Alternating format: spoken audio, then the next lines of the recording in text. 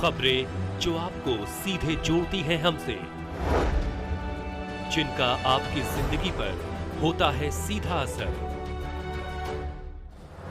खबरों की वही तस्वीर, बिना बदले बिना डरे, जज्बा सच का लिए, सच दिखाते हैं हम।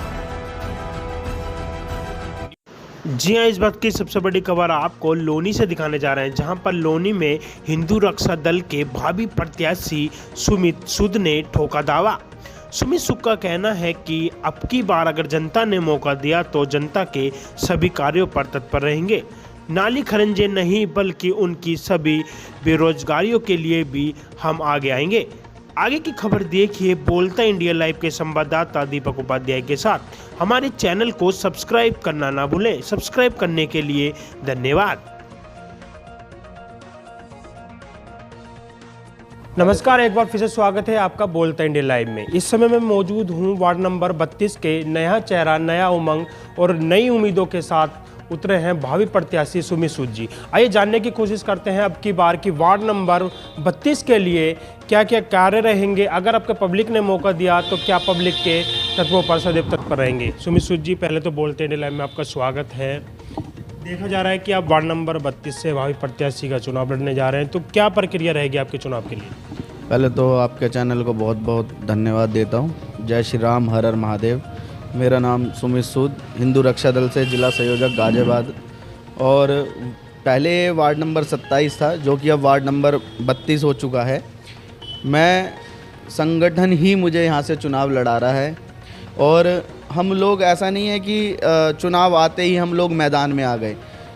पिछले 5 सालों से निरंतर जनता के बीच में हैं, चाहे वो लॉकडाउन में खाना वितरण हो गया, घर घर जाकर हम लोगों ने जो मुहिम चलाई थी उस मुहिम पर कार्य किया, चाहे वो गौ माता की सेवा हो, धर्म का कोई भी कार्य हो, पूरा संगठन हिंदू रक्षा दल का एक एक कार्यकर्ता इस वार्ड का सदैव तत्पर रहता है। अगर जनता हमें आशीर्वाद देकर चुनती है तो जनता को नेता के पास नहीं जाना पड़ेगा, जनता की आवाज़ पर खुद जनप्रतिनिधि चलकर उनकी समस्या को सुने, जब तो मैं मानता हूँ, ठीक है ना। हमें जनता आशीर्वाद देती है तो उनका तुरंत एक फ़ोन पर हम कार्य करने का काम करेंगे।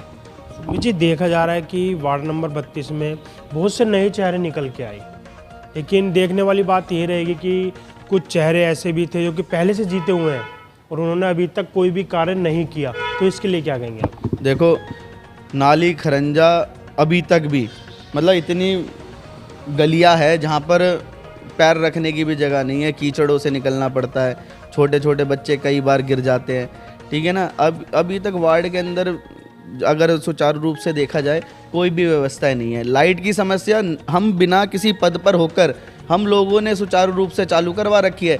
चाहे जय साहब हो, जितने भी बिजली विभाग के अधिकारी हैं, उनको रात के 2-2 बजे बुलवा कर मैंने लाइनें जुड़वाई है, ठीक है। रही बात नाली खरंजे की, इनसे ऊपर उठकर हम लोग काम करेंगे। नाली खरंजे ही नहीं रह गए हमारे लिए, शिक्षा हो गई, चिकित्सा हो गई, ठीक है ना, इन पर भी हम विशेष कार्य करेंगे। देखा जा रहा है कि वार्ड नंबर 32 में 1 से 2 सरकारी स्कूल भी हैं जिनमें बारिश आने पर पानी भरा जाता है। पता है, देखो, जनता से कुछ चीज़ छुपी नहीं है।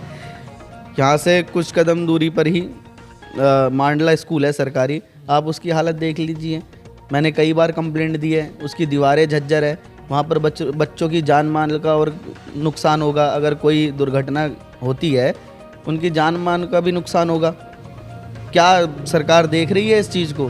क्या ये स्कूल नगर पालिका के अंतर्गत नहीं आता या वार्ड में नहीं आता? भाई, मैं ज़्यादा दूर की क्यों बात करूँ, मैं अपने यहीं की बात करूँगा। कुछ भी व्यवस्थाएं नहीं है। जनप्रतिनिधि भाई, नगर पालिका चेयरमैन जो अध्यक्ष है वो भी भाजपा में थे, विधायक भी भाजपा में था। आपसी लड़ाई में इन पूरे जनता का जो नुकसान इन लोगों ने किया है, इसमें जनता का क्या दोष है? देखा जा रहा है कि हिंदू रक्षा दल अपने आप में एक बहुत बड़ा संगठन है, तो क्या हिंदुओं की सेवा किस तरीके से आप कर पाते हैं? देखो, हम केवल हिंदुओं की ही सेवा करना चाहते हैं। हमें किसी और से कोई मतलब नहीं, किसी विशेष मजहब से कोई मतलब नहीं, किसी विशेष धर्म से कोई मतलब नहीं, केवल हिंदुओं की सेवा करने के लिए ही हिंदू रक्षा दल बना है।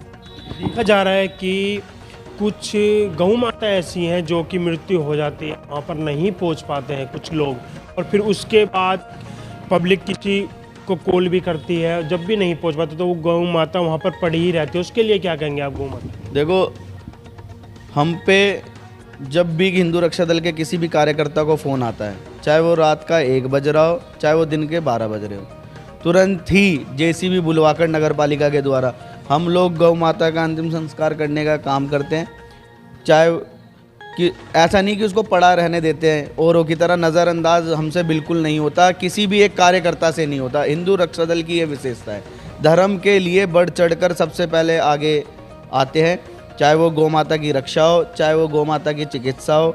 हम लोग सब पहले से ही निरंतर इस कार्य को देख रहे हैं। सुमित जी, ऐसा तो नहीं कि कुछ प्रत्याशी ऐसे होते हैं कि पब्लिक को बहला लेते हैं, फुसला लेते हैं और जीतने के बाद उनका कोई काम नहीं कर पाते, ऐसा तो कुछ नहीं है ना आपके मन में? देखो, मैंने आपसे फिर एक बात कहा, मैं पिछले 5 सालों से ही जनता के बीच में हूँ। मैं अच्छे खासी नौकरी कर रहा था। अगर मेरे को पैसा कमाना होता, 30-40 हज़ार तो मैं जॉब करके भी कमा रहा था।